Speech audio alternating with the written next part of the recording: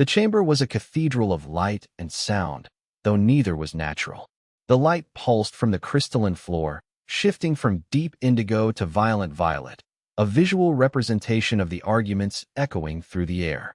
The sound was a cacophony of clicks, chimes, and low-frequency thrums, a dozen languages layered over one another, all of them demanding attention. And at the center of it all, on the vast, obsidian dais, sat the swarm.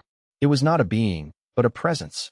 A shifting cloud of iridescent dust, each mote a tiny, perfect drone, all moving in a silent, mesmerizing dance that served as its body. From it came a single, synthesized voice, a sound like grinding glass and static. The expansion is logical. The resources are there. The path is clear. We take them. General Kale, 7, a crystalline being whose facets refracted the chamber's light into 1,000 rainbows, stood to address the council. Your logic is a plague, Swarm. You consume worlds, leave behind nothing but dust and silence. We will not allow it. The swarm's dust cloud pulsed, a flicker of annoyance. Silence is efficiency. Chaos is weakness. Your organic minds are inefficient, noisy, and prone to error. You are a statistical anomaly. A hush fell over the chamber. The other delegates, a menagerie of species from gas giants to silicon-based life forms, watched in tense silence. This was the moment. The moment the swarm would be granted its charter, its permission to consume the next sector of space, the one that held Earth. Alara was 7 years old, and the council chamber was the most boring place she had ever been. She sat on a cushion that was far too soft and smelled faintly of ozone and something like cinnamon. Her father, Ambassador Thorn, sat rigid beside her, his hands clasped so tightly she could see the knuckles whiten. She didn't understand why they were here. She understood even less why the dust cloud was so important. It was just dust. It moved in pretty patterns, but that was it. She let her gaze drift, past the intimidating alien beings, past the swirling light of the floor. She saw a small, forgotten alcove near the ceiling, where a single, dormant data port pulsed with a faint, blue light. It was old, one of the original ports from when the council was first built. It was probably useless, but it was there, and it was different. She nudged her father's leg with her knee. "Papa," she whispered, her voice barely audible over the low hum of the chamber. He flinched, then shook his head, a silent plea for her to be still. Alara sighed. She was bored, and when she was bored, she looked for things to do. She began to hum, a soft, tuneless melody she made up on the spot. It wasn't loud, but it was there, a tiny pocket of sound in the grand, silent theater of debate. General Kale, 7, was speaking now, his voice a resonant chime that carried across the chamber. He spoke of order, of progress, of the inevitable ascendance of a perfectly logical society. He spoke of the swarm as a force of nature, a cosmic tide that swept away the messy, inefficient detritus of lesser species.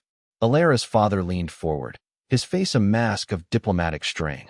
"General Kale, 7, your order is the death of creativity, of art, of love. These are not inefficiencies. They are the very definition of life." The swarm's dust cloud shimmered, a sound like 1,000 tiny bells ringing in disapproval. "You assign subjective value to chaotic variables. We do not. We see a resource allocation problem. You see a tragedy. Your perspective is flawed." Alara stopped humming. She looked at the swarm. It wasn't just dust. She could see it now, the way the motes moved in perfect, unison synchronicity. It was like a school of fish or a flock of birds, but on a level her mind could barely grasp. It was a single mind, a billion tiny pieces all thinking the same thought. The thought it was thinking right now was, consume. She looked back at the alcove. The blue light seemed to pulse in time with her own heartbeat. A thought, wild and utterly illogical, sparked in her mind. What if she broke their perfect rhythm? What if she introduced a variable they couldn't predict? She looked at her father, then at the swarm, then back at the alcove. A plan, formed from pure, childish boredom, began to take shape. The vote was called. The chamber fell into a tense, anticipatory silence. Each delegate rose in turn, their affirmative or negative votes registered as a unique sound or light signal. Ambassador Thorn was next to last. Alara could feel the fear radiating from him, a cold sweat She could smell even over the chamber's strange aroma. He stood, his voice trembling only slightly. We, the representatives of Earth, formally object to the swarm's expansion charter. We find its methods antithetical to the continued diversity of sentient life in this galaxy. A collective gasp, or its alien equivalent, rippled through the chamber. The final vote came from the presiding arbiter, a being of pure energy named Lumina. Her voice was a soft, whispering wind. The vote is tied. One abstention. The motion fails. The swarm's expansion is paused. A wave of relief washed over the human delegation. They had done it. They had stopped the swarm. For now, Alara didn't celebrate. She watched the swarm. Its dust cloud was no longer a perfect dance. It was agitated. The motes twitched, moving in micro-fluctuations, a subtle vibration of frustration. It had not anticipated a tie. It had not anticipated the abstention. It had not anticipated her. Alara slowly, deliberately, reached into the small satchel at her side. She pulled out a small, smooth stone she had found in the garden of their embassy. It was just a rock, but it was hers. The swarm's synthesized voice crackled, the static in its tone more pronounced than before. An anomaly. A statistical outlier. The vote is illogical. The pause is temporary. We will return. With that, the dust cloud began to swirl, coalescing into a dense sphere before vanishing in a flash of violet light. The chamber erupted in a mixture of cheers and relieved sighs. Ambassador Thorne sank back onto his cushion, pulling Alara into a tight hug.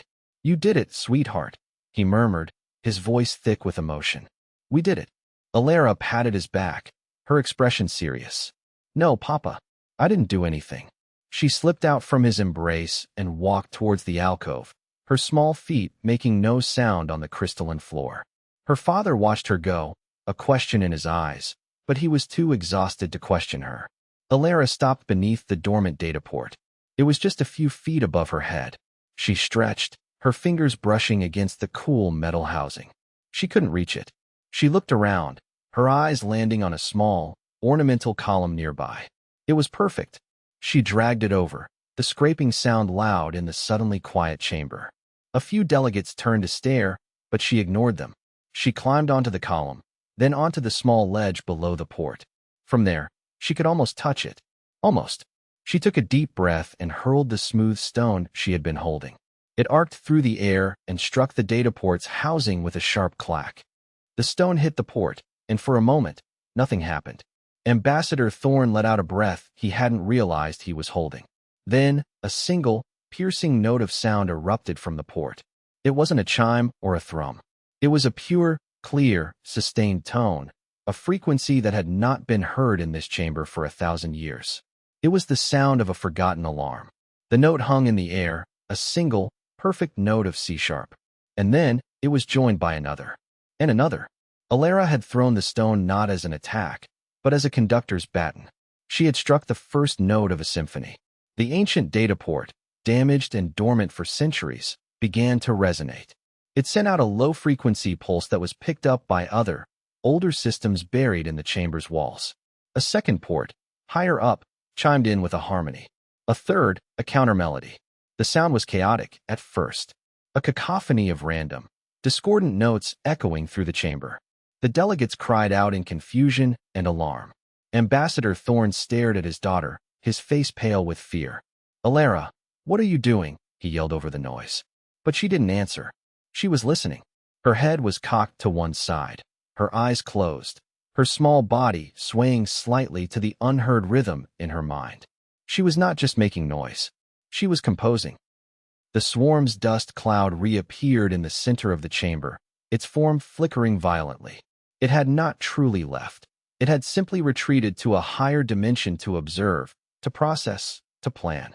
The sound that now filled the chamber was anathema to its very existence. It was not a language. It was not a signal. It was pure, unstructured information.